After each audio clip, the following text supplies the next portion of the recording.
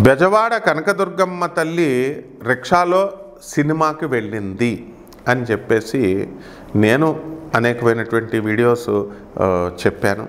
అలాగే మన గురుగారైనటువంటి నండూరు శ్రీనివాసరావు గారు తమ అనుభవంలో ఈ యొక్క స్టోరీని ఒక వీడియో రూపంలో పెట్టడం జరిగింది.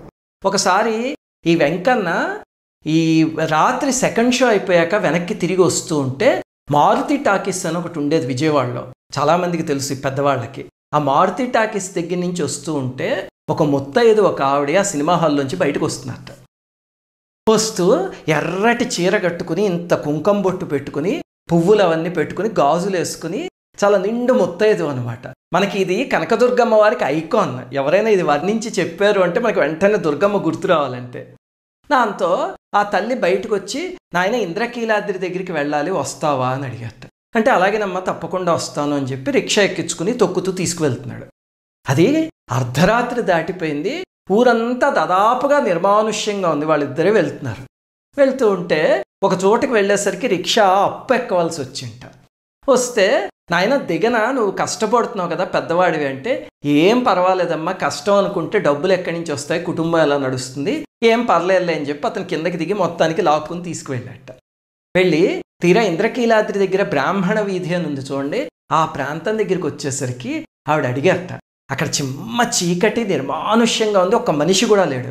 దాంతో నాయన అమ్మవారు ఈ నగర సంచారానికి వస్తుంది రాత్రిపూట్లు అంటారు కదా, మరి నీకు ఇలా ఒక్కడివి వెళ్తున్నావు కదా, భయం వేయదా అని అడిగేట. ఆ తల్లి లేలదంతా. అడిగితే వెంటనే అతను అన్నట్ట, మా అమ్మని చూసి నేను ఎప్పుడైనా భయపడ్డాను అమ్మ, ఇంకా కనకదుర్గమ్మని చూసి భయపడ్డం ఎందుకు, మా అమ్మ లాంటిదే కదా, ఇదంతా తల్లి రాజ్యం అమ్మ, ఇక్కడ తప్పుడు పనులు చేసేవాళ్ళు భయపడాలి తప్ప కష్టపడి పొట్టపోసుకునే నేను మా అమ్మని చూసి ఎందుకు భయపడ్డామమ్మా అన్నట్ట. చూడండి ఎంత గొప్ప మాట. విజయవాడ అమ్మవారి సామ్రాజ్యం అని అతనికి అర్థమైంది. ఇది బెజవాడలో ప్రతి ఒక్క ఇంటి వాళ్ళకి అందరికీ కూడా తెలిసినటువంటి స్టోరీ అనమాట, నగ్న సత్యం ఇది. కాబట్టి నండూరు శ్రీనివాసరావు గారు చెప్పింది అక్షరాల సత్యం ఈ కథ. ఇందులో ఏ విధమైనటువంటి సంశయము ఆక్షేపణ లేదనమాట. ఎలా అంటే బెజవాడ కనకదుర్గమ్మ తల్లికి 1955 సంవత్సరములో మనకి ఈ స్టోరీ జరిగింది. రోజులు మారాయి అనేటటువంటి ఒక సినిమా వచ్చింది. మరి ఆ సినిమా మారుతి టాకీస్లో విజయవాడలో ఆడింది. మేము కూడా మారుతి టాకీస్కి బోల్డ్ సార్లు వెళ్ళాం. విజయవాడలో ఉన్నప్పుడు మేము నక్కల రోడ్డు ఏలూరులో ఉండేవాళ్ళం. కాబట్టి ఇక్కడ మనకి ఈ యొక్క బెజవాడలో మా గురుదేవులైనటువంటి దత్తాత్రేయ శర్మ గారు, ఆయన బెజవాడ పాతమెట్ల కిందే అనమాట, మల్లికార్జునపేటలో అక్కడే ఉండేవారు. ఆయన పైన దేవస్థానంలో వేద పండితులు. ఆయన రోజు కూడా శివాలయాన్ని అభిషేకం, అమ్మవారికి స్వయంగా విగ్రహానికి పూజలు ఇవన్నీ కూడా చేసేవారు. మరి అయ్యన్న పంతుల కాలం నుంచి, దత్తాత్రేయ శర్మ గారి కాలం నుంచి, ఇప్పుడు ఉన్నటువంటి శంకర శాండిల్య గారు, ఉమాకాంత్ శర్మ గారు, వీళ్ళంతా కూడా మా గురుగారి శిష్యులు. వీళ్ళంతా మేమంతా కలిసి పెరిగామన్నమాట.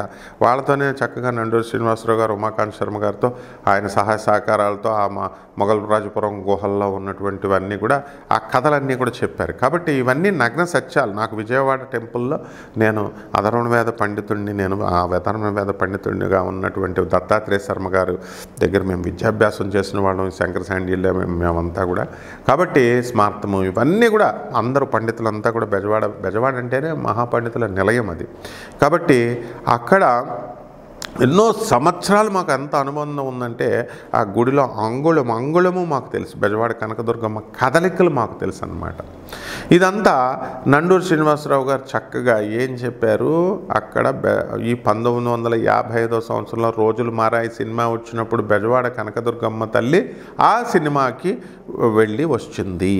అంటే ఢిల్లీ వెంకన్న అనేటటువంటి ఒక రిక్షా పుల్లర్, యాదవ కులస్తుడు, ఆ సెకండ్ షో అయిపోతే రిక్షా వాళ్ళ బేరం కోసం వస్తారు కదా, ఆ మారుతి టాకీస్ దగ్గర నిలబడితే ఒక ఆమె పట్టు చీర కట్టుకొని ఎర్రని వస్త్రాలు కట్టుకొని అసలు ఇంత నుదుటిని ఇంత బొట్టు పెట్టుకొని అని అనగానే మల్లె పువ్వులు తెల్ల పెట్టుకొని అని అనగానే మనం వెంటనే ఎవరు గుర్తొస్తారు? మనకి అమ్మలగన్నయమ్మ ముగురమ్మల మూలపటమ్మ దుర్గమ్మ, మనకి కనకదుర్గమ్మ అలా మైండ్లోకి వచ్చేస్తుంది. అంటే దుర్గమ్మకే ఐకాన్ అన్నమాట. ఈ సింబల్స్కి ఐకాన్, అమ్మ యూత్కి ఐకాన్ అమ్మవారు దుర్గమ్మ. సో ఆ అమ్మవారు రిక్షా వస్తావా అబ్బి అని చెప్తే వస్తానమ్మా అంటే పాత గుడికి వన్ టౌన్కి అని చెప్పేసి అక్కడికి ఇంద్రకీలాద్రి కనకదుర్గమ్మ తల్లి కొండ మీదకి వెళుతూ దారిలో ఏమరా బెజవాడ కనకదుర్గమ్మ తిరుగుతూ ఉంటుందని తెలుసు కదా, మరి ఇక్కడ నువ్వు నేనే ఒంటరిగా మనం రిక్షాలో వెళ్తున్నాం, మిగతా వాళ్ళు ఎవ్వరు లేరనమాట, మరి ఒంటరిగా ఉన్నప్పుడు నీకు భయం ఏదా అని అమ్మవారు అడుగుతుందంట. అడిగితే ఆయన ఏం చెప్పాడు? అమ్మ, మా అమ్మని చూసి, ఇంట్లో అమ్మని చూసి నేను ఎక్కడన్నా భయపడతానా? ఆ అమ్మ కనకదుర్గమ్మ అంటే ఎవరు? సర్వలోకాలకి అమ్మ, మా అమ్మ లాంటిదే, కాబట్టి మా అమ్మే ఆమె, అందువలన ఆమెను చూసి నేను ఎందుకు భయపడతానని ఎంత మెచ్యూర్డ్గా ఆన్సర్ ఇచ్చాడు. అది ఆన్సర్ ఇవ్వాల్సిన విధానం. అంతేగాని ఎవరంటే భయపడతారు? మహిషాసురులు లాంటి వాళ్ళు, దుష్టులు, రాక్షసులు. ఆ కాలంలో రాక్షసుల రూపంలో ఉన్నారు, ఇప్పుడు మనుషుల రూపంలో క్రైములు చేసేటటువంటి వాళ్ళు, వెధవ పనులు చేసేటటువంటి వాళ్ళు భయపడాలి. నాకెందుకమ్మా అని అనేసరికి సబ్బాస్ అనుకొని అమ్మవారు సరే వెళ్ళిపోయారు. వెళ్ళిపోయిన తర్వాత ఇలా కబుర్లు చెప్తున్నాడు వాడు. వెళ్ళిపోయేసరికి పాత మెట్ల దగ్గరికి వచ్చేసరికి అమ్మవారు ఒకటేది, ఆ పాత మెట్ల దగ్గర కనకదుర్గమ్మ తల్లి గుడి పాత మెట్లు అనమాట. అమ్మవారు ఆ మెట్ల గుండానే పైకి వెళ్ళేదన్నమాట. కాబట్టి అక్కడికి వచ్చేసరికి వాయిస్ వినకపోయేసరికి, రెండోసారి చెప్పిన వాయిస్ వినకబడిపోయేసరికి వెనక్కి తిరిగి చూశాడట. వెనక్కి తిరిగి చూసేసరికి కనకదుర్గమ్మ అందులో లేదు. లేకపోయేసరికి ఏమైపోయిందిరా నాయన అంటే ఆవిడ మెట్లు ఎక్కుతూ కనబడుతుందంట. అమ్మ మరి నా డబ్బులమ్మ అని అడిగేసరికి ఇచ్చేసాను రా, నీ తలపాగలో ఉంది తీసుకో అంటే ఆ తలపాగ ఇలా తీసుకునేసరికి అందులో 10 రూపాయల నోటు, ఒక బంగారపు గాజు ఉంటుందన్నమాట. ఆ బంగారపు గాజు చూడగానే వెంటనే ఏం చేసింది వీడికి ఎంత సంతోషంలో ఇంకా వాడికి ఆనందం పట్టుకోలేక గట్టిగా అరిచేసాడు, పిచ్చిగా అరిచేసరికి చుట్టూ జనం ఏమైందిరా నాయన అని చెప్పి వచ్చేసారు. అంతరాత్రి కూడా వచ్చేస్తే ఇది జరిగింది చెప్పారు. చెప్తే అందరూ కలిసి మర్నాడు పొద్దున్నే కనకదుర్గమ్మ గుడికి వెంటనే వెళ్ళారు. వెళ్తే అక్కడ ఒక మూల సీట్లో పసుపు కుంకుమ పడి మల్లెపువ్వులు, ఈ పువ్వులన్నీ కూడా పడి ఉన్నాయి. కనకదుర్గమ్మ ఈ సినిమాకి వచ్చింది అని కన్ఫర్మ్ చేసుకున్నారు. అయితే నండూరు శ్రీనివాసరావు గారు వాళ్ళ నాన్నగారిని అడిగితే వాళ్ళ డాడీ ఏం చెప్పారంట, మరి ఇది కాదు, మల్లెపూలు అవన్నీ లేవులే, కానీ ఇందులో ఈ స్టోరీ మాత్రము కరెక్ట్, ఇది పసుపు కుంకుమ ఆ స్టోరీ కాకుండా మామూలుగా ఆమె వెళ్ళడం కరెక్టు, రిక్షావాడిని ఎంక్వైరీ చేయడం కరెక్టు, ఇదంతా కరెక్టు అని చెప్పారట. అయితే మర్నాడు ప్రెస్ వాళ్ళు వచ్చారు. ప్రెస్ వాళ్ళు వచ్చి ఆ రిక్షా ఢిల్లీ వెంకన్నని ఎంక్వైరీ చేస్తే ఆయన ఆ బంగారపు గాజు చూపించాడు, ఫోటోలు తీశారు. టంగుటూరు ప్రకాశం పంతులు గారి పేరుతో ఉన్నటువంటి ఆంధ్ర కేసరి పత్రికల్లో ఇదంతా కూడా ప్రింట్ అయ్యి ఉంది. ఈ స్టోరీ అంతా కూడా, ఈ స్టోరీ అంతా కూడా గ్రామాన్న ఆ బెజవాడ కనకదుర్గమ్మ గుళ్ళో ఇంటింటికి తెలియడం కాకుండా కృష్ణా జిల్లాలో విజయవాడకు దగ్గరగా ఉన్నటువంటి ప్రతి గ్రామము, ఆ గుంటుపల్లి, తర్వాత ఈ యొక్క కొత్తపేట, మరి ఇవన్నీ కూడా వాళ్ళకి గొల్లపూడి, ఇవన్నీ ప్రాంతాల వాళ్ళందరికీ కూడా తెలుసు అన్నమాట. కాబట్టి ఇందులో ఏ విధమైనటువంటి అసత్యము లేదు. అలాగే బెజవాడ కనకదుర్గమ్మ తల్లి మాధవవర్మ కోసం, మాధవవర్మ మంటి మహికాంతులనరించిన తల్లి నీవు, మహిషాసురుని మర్తించిన జనని నీవు, లేరు నీ వంటి వారలి దారుణి తలంబునం చూడనట్టియో శంభురాణి. అమ్మా శంభురాణి, పార్వతీమాత, శివుని పట్టపు ధాత్రి, పట్టపు రాణి, మరి నీవు ఈ ప్రపంచం భూమి మీద ఎదిగితే నీలాంటి తల్లి దొరకదమ్మా. ఎందుకు? మాధవవర్మ కోసం ధర్మంగా పాలించినటువంటి మాధవవర్మను వంకగా పెట్టుకొని బెజవాడలో బంగారపు వర్షాలతో నువ్వు చినుకులు సృష్టించావు, బంగారపు వర్షాన్ని సృష్టించావు. ఇది ఆర్కియలాజికల్ డిపార్ట్మెంట్లో నమోదై ఉంది, ప్రతి ఒక్కళ్ళు వెళ్ళి చూసుకోవచ్చు. ఆ క్షణంలో, ఆ సంవత్సరంలో, ఆ రోజులో మనకి 16వ శతాబ్దంలో మనకి ఈ యొక్క శాసనాలు ఉన్నాయి, ఈ బంగారపు వర్షం కురిసిందని. అలాగే మహిషాసురుడి వంటి రాక్షసులను మర్దించావు తల్లి నువ్వు. బెజవాడ కనకదుర్గమ్మ తల్లి గుడి దగ్గర నుంచి త్రిశూలం పట్టుకొని ఆమె తరుముతూరు ఆ మహిషాసురుని వెళితే వాడు చాముండి హిల్స్ మైసూర్లో అక్కడ వాడిని చంపితే ఆ ప్లేస్లో మహిషాసురుడు బొమ్మ పెడుతుంది. మళ్ళీ మరి బెజవాడకి లింక్ ఏమిటంటే తరమడం స్టార్ట్ చేసింది బెజవాడ నుంచి, చంపింది అక్కడ. మళ్ళీ ఆ యొక్క త్రిశూలాన్ని తీసుకొచ్చి బెజవాడ కనకదుర్గమ్మ గుళ్ళో కోనేరు ఉండేది. మా చిన్నతనంలో మేము అందులో స్నానాలు చేసేవాళ్ళం, ఆడుకునేవాళ్ళం.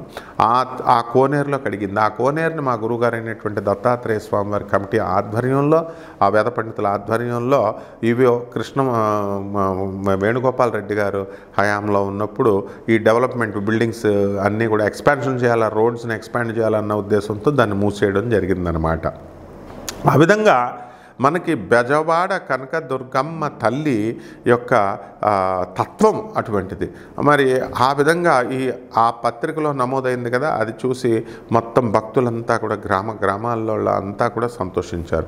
అక్కడ ఇప్పటికి కూడా రాపాక శివ అని ఆ బెజవాడ కొండ మీద ఉంటాడు, బుక్ స్టాల్ రన్ చేస్తాడు. ఆ పాత మెట్ల కిందే వాళ్ళ ఇల్లు. రాపాక లక్ష్మణరావు అంకుల్ అని ఉంటాడు, ఆయన చనిపోయాడు ఇప్పుడు హార్ట్ అటాక్ వచ్చి. వాళ్ళ అబ్బాయి శివ వాళ్ళంతా కూడా ఉన్నప్పుడు మేమంతా కలిసి అక్కడ పెరిగిన వాళ్ళం అన్నమాట. ఆ రాపాక లక్ష్మణరావు అంకుల్ కూడా చెప్తూ ఉండేవాడు, ఇక్కడ పాతపట్నంలో, పాత టౌన్లో, వన్ టౌన్లో ఆ యొక్క బ్రాహ్మణ వీధిలో అమ్మవారు తిరుగుతూ ఉండేది. మాకు గజ్జల సౌండ్ ఉండేది. అంటే కొండ పక్కనే, కొండ కిందే అనమాట వాళ్ళ ఇల్లు. కాబట్టి మాకు కనకదుర్గమ్మ కనబడేది, కనకదుర్గమ్మ సౌండ్ వినబడేది. మేమంతా లోపల ఉండేవాళ్ళం నాయన రాత్రి 12 గంటలకని. కాబట్టి ప్రతి ఒక్క బెజవాడ సిటీలో ఉన్నటువంటి కనకదుర్గమ్మ గుడిలో ఉన్నటువంటి ఆ గుడికి దగ్గరగా ఉన్నటువంటి వాళ్ళకి జరిగినటువంటి అనుభవాలు ఇవన్నీ కూడా నగ్న సత్యాలన్నమాట. కాబట్టి ఇలాంటి అనేకమైనటువంటి అంశాలని మరి నండూరు శ్రీనివాసరావు గారు చక్కగా ఇవన్నీ కూడా సినిమాకి వెళ్ళడం అనేది నేను కూడా సంశయించాను. అమ్మవారి సినిమాకి వెళ్ళడం ఏమిటి, అమ్మవారు సినిమాకి వెళ్ళిందని ఇలాంటి వీడియోలు పెడితే మూఢనమ్మకాలని నరుక్కుంటూ వస్తున్న నేను అమ్మవారు మళ్ళీ మూఢనమ్మకాలు ప్రోత్సహించినట్టు అవుతుంది కదా అంటే, అది మా కళ్ళతో చూసాం కాబట్టి ఈ సంఘటనలన్నీ విన్నాం. ఇప్పుడు రాపాక లక్ష్మణరావు గారు వీళ్ళంతా అక్కడే శ్రీదేవి పబ్లికేషన్స్ అని విజయవాడలో ఉంటారు, బంగారం గారని చెప్పి గణేష్ గారని, వీళ్ళంతా మాకు వన్ టౌన్లో ఆ బ్రాహ్మణ వీధిలో వాళ్ళంతా అమ్మవారి గుడికి అస్తమాను వస్తారు.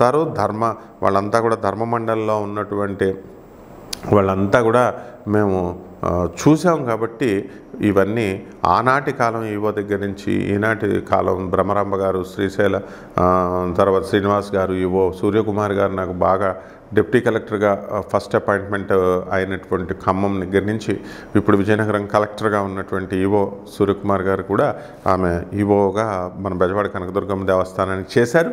విజయనగరం కలెక్టర్గా ఇప్పుడు ప్రస్తుతం ఉన్నారు. కాబట్టి వీళ్ళందరితో అనుభవాలు నాకు ఉన్నాయి. కాబట్టి ఈ కథ నగ్న సత్యం నండూరు శ్రీనివాసరావు గారు చెప్పింది. దండి